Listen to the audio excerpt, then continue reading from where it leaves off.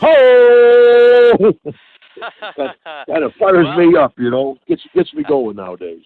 all right. Well, joining us on the line today is a WWE Hall of Famer, a guy who literally could be one of the most iconic figures to ever step into the squared circle. And as he embarks now on a different kind of venture, we are so honored to be joined by the one and only, and everybody's going to say it with me when I do it, but a big ho, as the great Hacksaw Jim Duggan joins the two-man power trip of wrestling. Thank you so much for joining us today. Well, my pleasure, and thank you very much for that introduction. That was great. But as you said, man, the first thing Hacksaw Jim Duggan has to do is give a big ho! Kind of fires me up nowadays, gets the blood flowing, gets the hair standing up, gets old Hacksaw ready to go. So many folks hear about my good friend Jake, and, the resurrection of Jake, and, of course, Scott Hall, and all these guys that had all this trouble. For me, it's been a great business. I've been doing it since 1979. I'm still out there doing stuff nowadays, and, I've been with my wife for over 30 years. I never had to go to rehab for booze or drugs, even though, hey, it was the 80s. I did a lot of both. I can't say I didn't do a lot of both. No felony arrest, few misdemeanors, but again, it was the 80s, and probably the most popular arrest in wrestling history, me and the Sheik. But overall, it's been a great business for me. So I put a kind of a positive look at wrestling instead of all that negative stuff you hear all the time. Is it the larger-than-life characters that are missing from today's wrestling that kind of take away from the feel of us wanting the old-school wrestling to come kind of back into what we're watching today?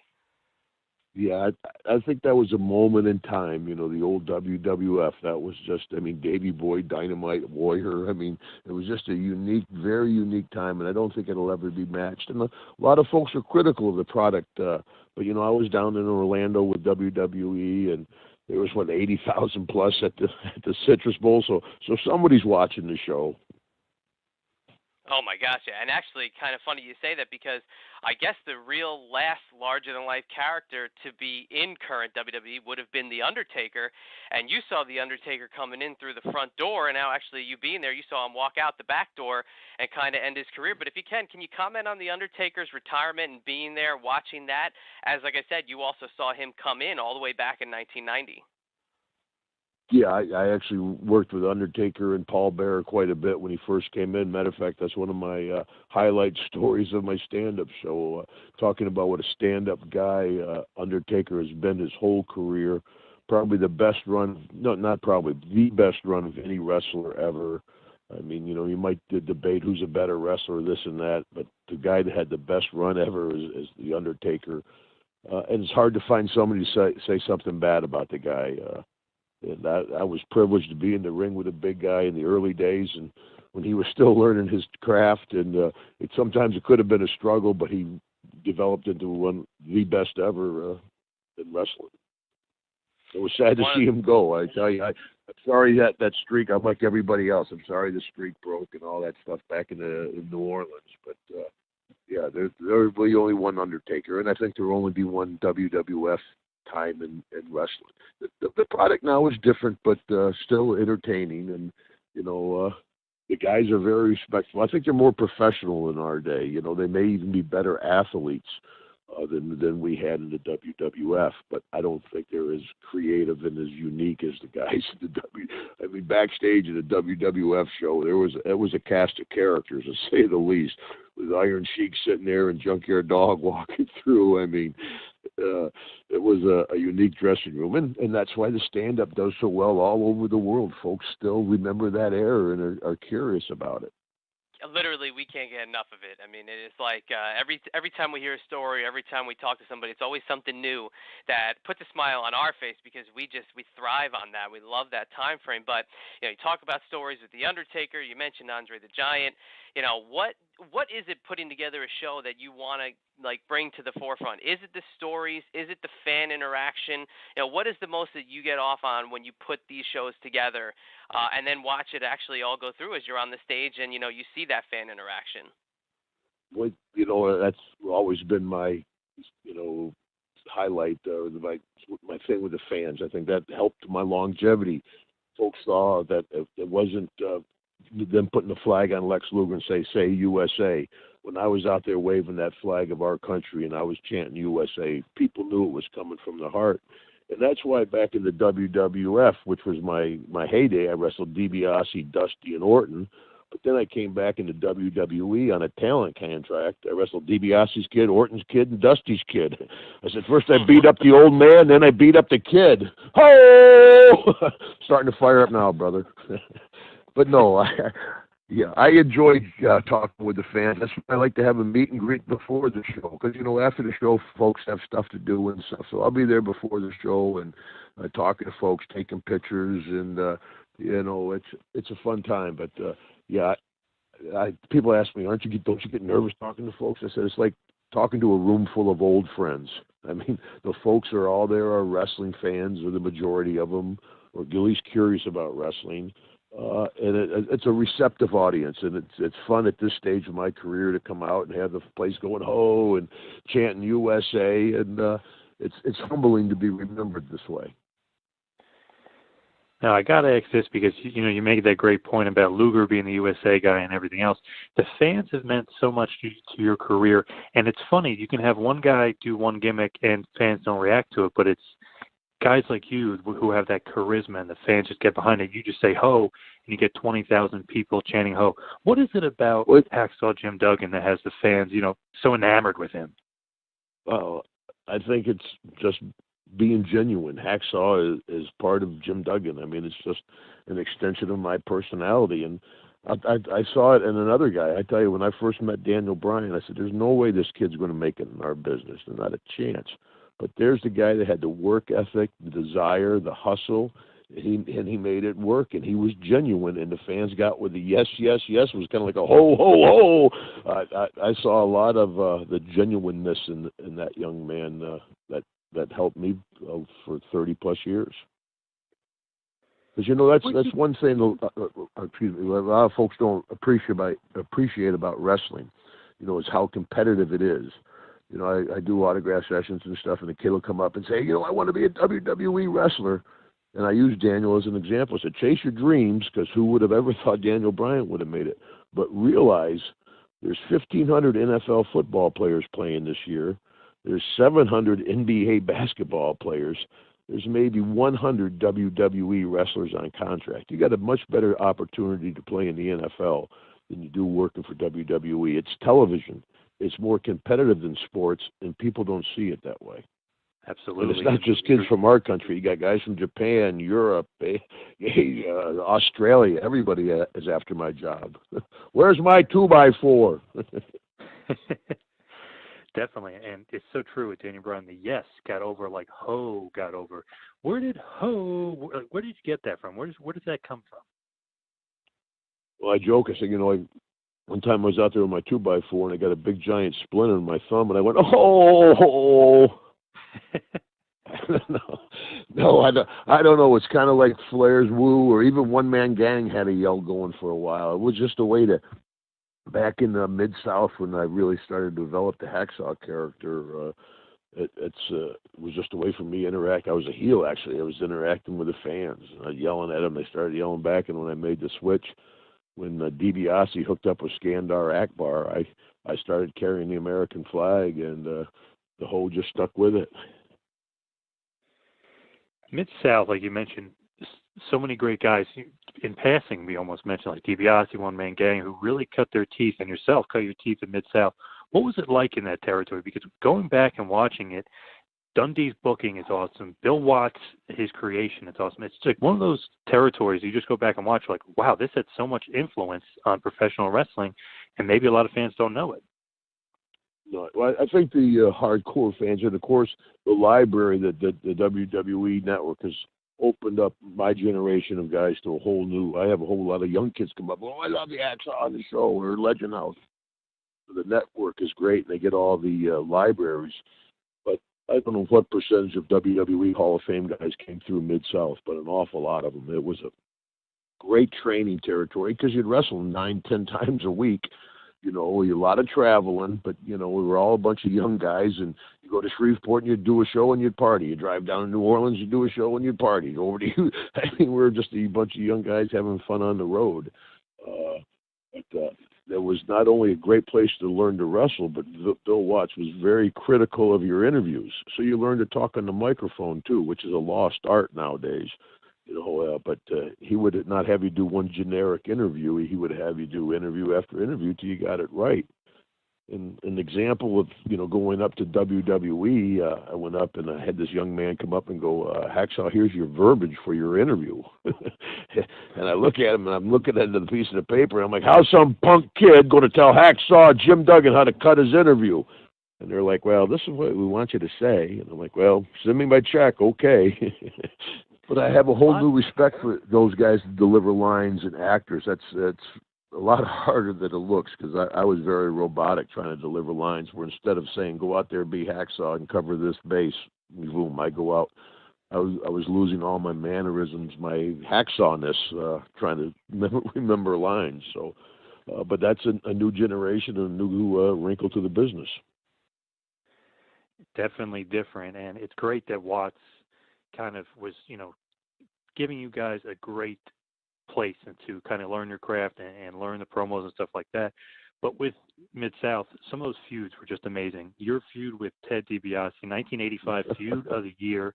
We had Ted on about not too long ago, and he said the best gimmick match ever was your Loser Leaves Town match versus him. Oh, yeah, inside the steel cage with a coal miner's glove, dressed in tuxedos. And I always said, Ted DiBiase may be the greatest technical wrestler in the sport, but he can't fight a lick. And when you're in the ring with Hacksaw, it's going to be a fight, DiBiase. But it was great because Teddy is a very GQ kind of guy. He's like Flair. He could be on the road for a week and he still have creases in his pants, and, Teddy was really debonair. That $1 Million Man gimmick wasn't a stretch for him. Where, I'm in a pair of sweats and sneakers running through the airport. And so it was a great contrast, and he was a technical wrestler. I was a brawler. People always say, well, Hacksaw, what's your favorite move? Well, I kick and punch. What are you talking about? But so we had a great feud down there, and we did huge business. Oh yeah, that feud is awesome. If anybody wants to see it, go out of their way to watch that Loser Leaves Town match. And like you said, you're a brawler, and you started carrying that 2x4. Where's the idea come, and where's the inspiration come for carrying that awesome 2x4, which is so definable with you today?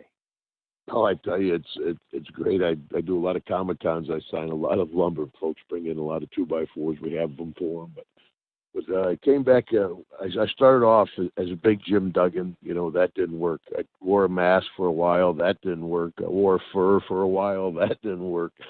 So after bouncing around from Texas to New York to Hawaii to Georgia to Florida, when I went to the San Antonio territory, that's where I developed, I changed my name to Hacksaw, from Wild Man Duggan to Hacksaw Duggan. I dropped the fur and just went to Hacksaw. But anyway, as a heel working with Bruiser Brody, who was very influential in my career, Brody and Buck Robley, who are both dead, as many of the boys are. But anyway, just getting back and forth from the ring in West Texas was very dangerous. It was long before sports entertainment.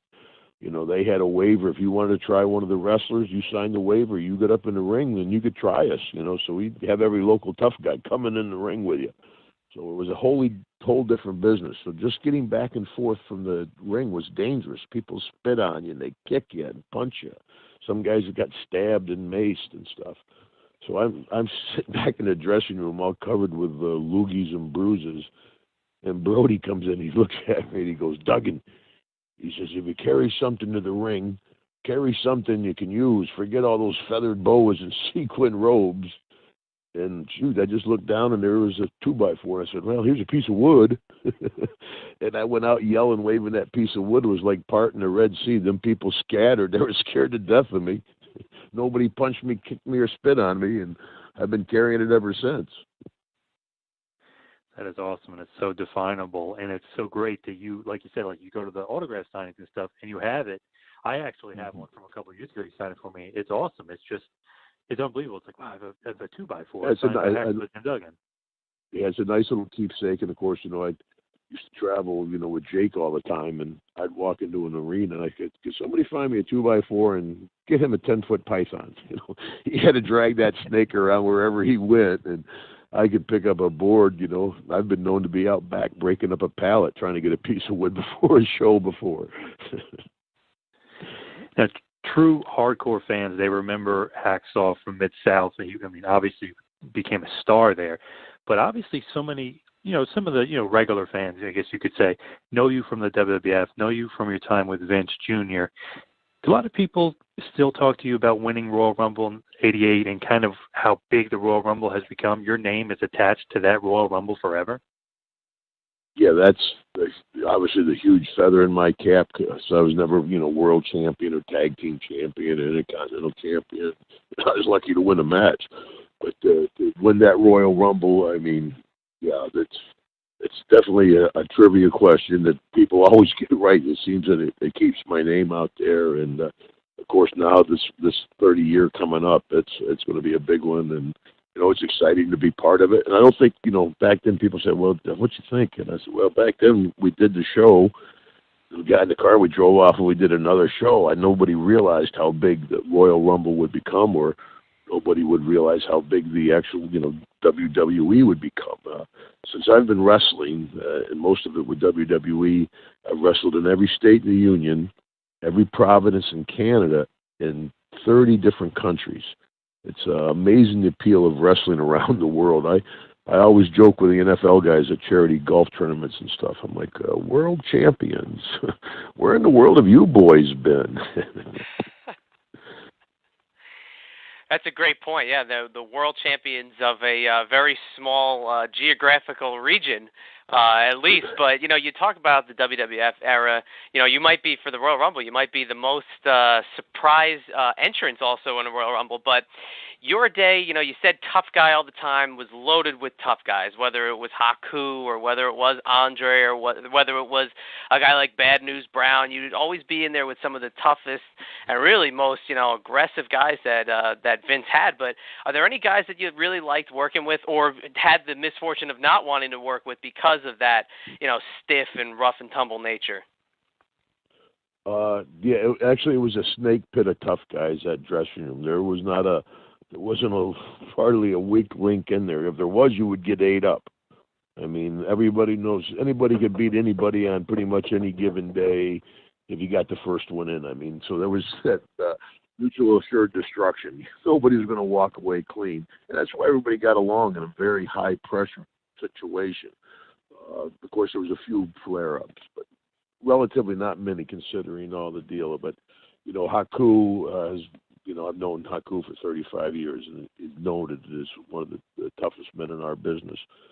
Of course, and, Barbarian's right up there with him. But anyway, to work with, I enjoyed DiBiase. I think any of the second-generation wrestlers, guys like Kurt Hennig, Jake the Snake, DiBiase, guys who grew up in the business are just a little more polished. They understood. I didn't start wrestling when I was 25. Coming out of a football background, I really wasn't a big wrestling fan growing up. So when I first started wrestling down there with Fritz von Erich at the Sportatorium in Dallas, they're like, Big Jim, this guy's going to beat you in 12 minutes. And I'm like, well, shit, I can beat him. I know I can beat him. Of course, the guy I'm working with is like, oh, Jesus, help me. So funny, I saw Mr. Wrestling number 2 at a wrestling convention. He used to wear that white mask. And when I first started working, I didn't know what I was doing. Boom, and I potatoed him hard. And there was a little red dot in the mask, and it kept getting bigger and bigger and bigger. Pretty soon the whole mask was all blood. So I seen Wrestling 2 at a convention. I said, 2 has gone full circle. I said, now I got the young guys beating the hell out of me. That's awesome. I still do a few indies. I do some stuff with WWE.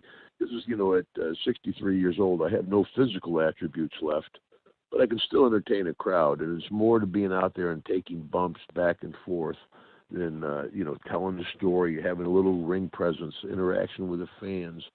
And, there's more to the show. But, I do the indies, and the young kid comes up, 6'5", 300 pounds, 25 years old. He's like, Mr. Duggan, are we on TV tonight? I'm like, oh, I hope not, son. Try to take it easy out there, kid. Yeah, when you walk into a locker room, I'm sure it's like almost a hero worship now because there's so many the kids, the generation like us who grew up watching you that now idolized you for so many years, and they get to work with you and look across the ring at you. It's a little bit of stars in the eyes, I think, when they see Hacksaw Jim Duggan standing across the ring. Well, I enjoy doing the indies because they're the kids that love the business. They have regular jobs. They're spending their money on their gimmicks and their gear. They're taking a chance on hurting themselves out there, breaking their necks in high-risk moves in front of, relatively, good crowds at high school gyms, National Guard armies around the country. There's a lot of good independents all around the country. And then there's some decent, like a Tommy Dreamer's deal or Big Time out of Boston. There's some other companies that stand head and shoulders above the smaller indies. But even, I was just with a show in Little Rock, Arkansas. They probably had, 600 people in the building for 500 people. Everybody in the place was chanting USA. People say, Hacksaw, you get tired of it? I said, tired of it? It's my life's blood, standing out there in front of those folks, everybody yelling and cheering. It's great to do it, and it's great to see the young guys that love the business that are fighting the odds to get that Daniel Bryant-type break. Because, like I said, you got a better chance of playing in the NFL than being a WWE wrestler. Oh, yeah, without a doubt, 1,000%.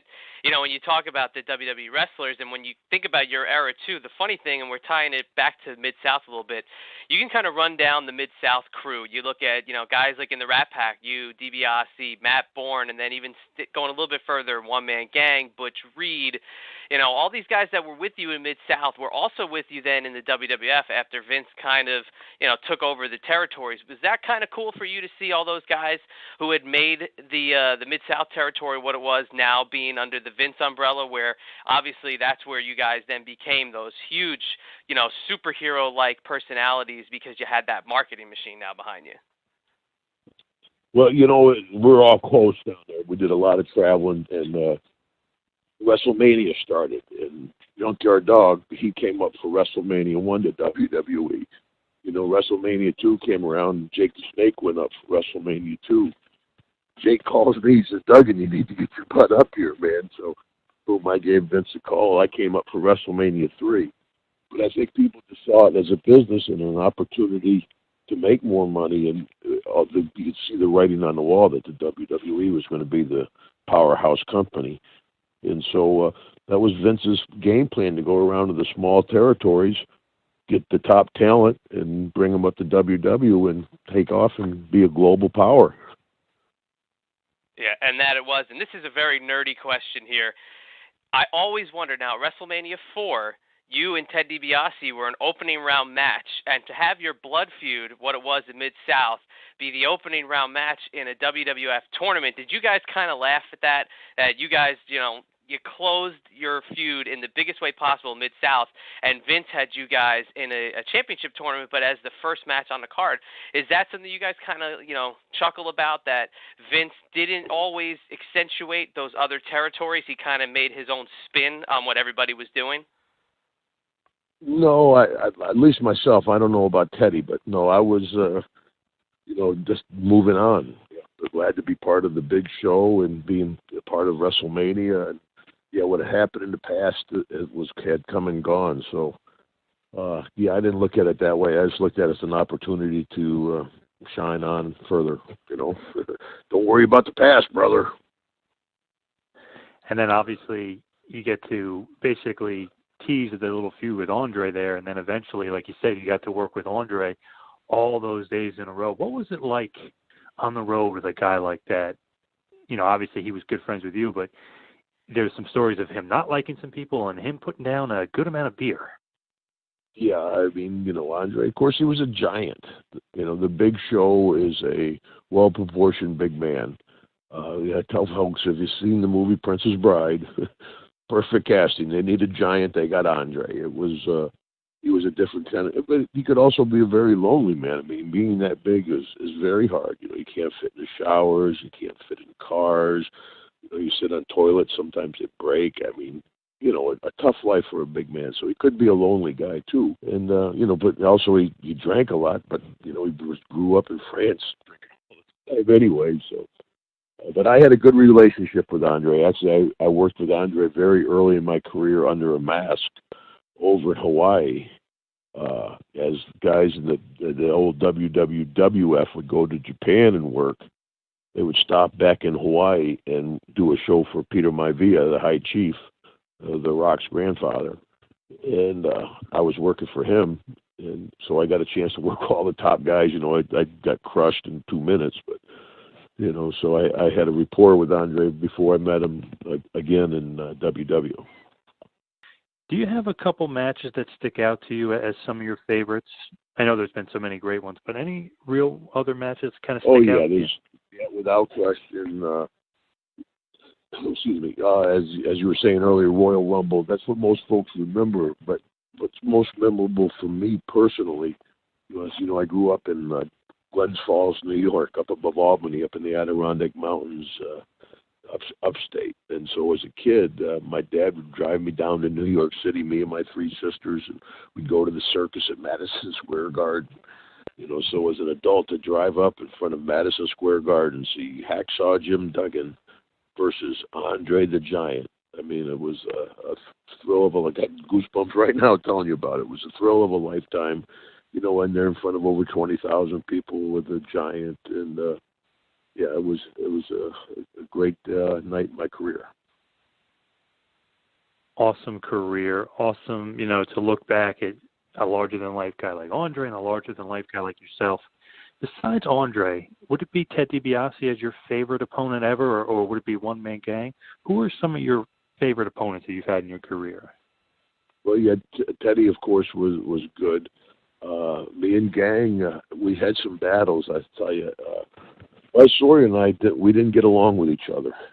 That was at Mid-South territory. We chopped a lot of meat down there. My character evolved over the years. Or at one point when I was a king of wrestling, I was really silly. I had the cape, the crown, the flag, the board, the thumb, the tongue, the hoe, and the crossed eyes, So I went from early in my career to chopping meat and, just beating the hell out of each other. So I realized, well, if I want longevity with my body, and that's why I can still walk. You see Mick Foley, probably a great talent, but the guy's so broke up. He's 12 years younger than me, and he has trouble walking. I tell the young guys there's life after wrestling, so, you don't see, never saw Hacksaw very much up there on the top rope. Never see me on the second rope, I don't think. Now, you've been obviously everywhere. We didn't even mention WCW, but obviously huge run in WWF, New Japan, the old WWF with Vince Sr. But was Mid-South your favorite territory to work, or was it for Vince Jr. in the WWF? It was 2 different type territories, really was. Mid-South was a fun territory, a lot of fun. A stiff territory, you lost a bar fight, you got fired. Like I said before, we're all single guys. Ricky and Robert, Terry Taylor, Magnum TA, One Man Gang. I mean, Jake the Snake, Junkyard Dog. We had a great group of guys down there.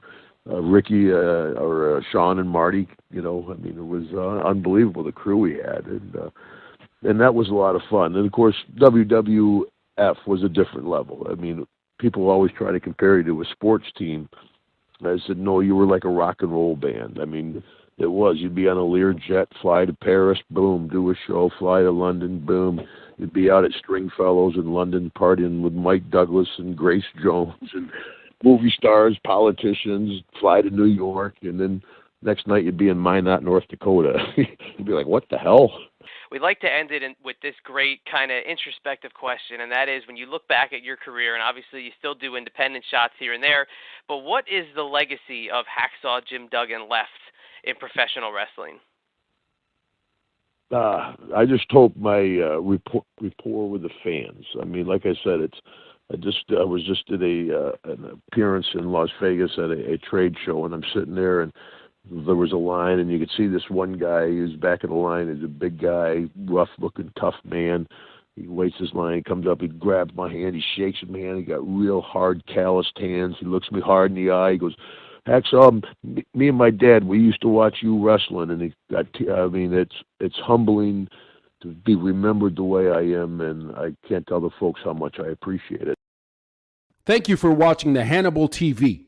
Please like this video if you enjoyed it, and click the subscribe button to not miss any of our latest shoot interviews, match videos, or news updates.